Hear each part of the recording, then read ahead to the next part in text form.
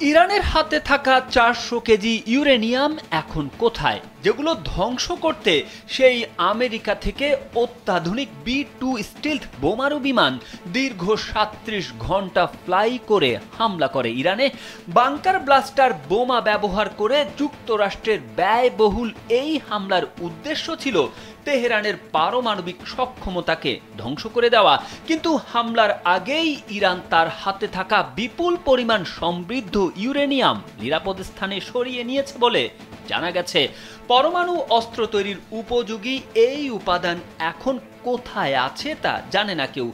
আন্তর্জাতিক পরমাণু শক্তি সংস্থা IAEA এর মহাপরিচালক রাফায়েল গ্রোসি বলেছেন, তারা জানেন না ইরান তাদের সমৃদ্ধ ইউরেনিয়ামের মজুদ কোথায় স্থানান্তর করেছে, এমনকি এটি নিয়ে পরমাণু বোমা তৈরির চেষ্টা করা হবে কিনা তাও নিশ্চিত নয়। ফলে ইরানের পারমাণবিক কর্মসূচি নিয়ে উদ্বেগ আরও বাড়ছে।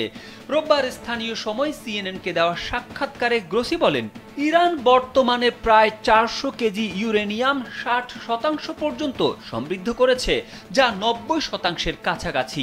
এই মাত্রাতেই পরমাণু অস্ত্র তৈরি সম্ভব। তিনি বলেন, ইরান এই মজুত রক্ষার বিষয়ে গোপন কিছু করেনি, তবে এটি এখন কোথায় রাখা হয়েছে তা নিয়ে আমরা নিশ্চিত নই।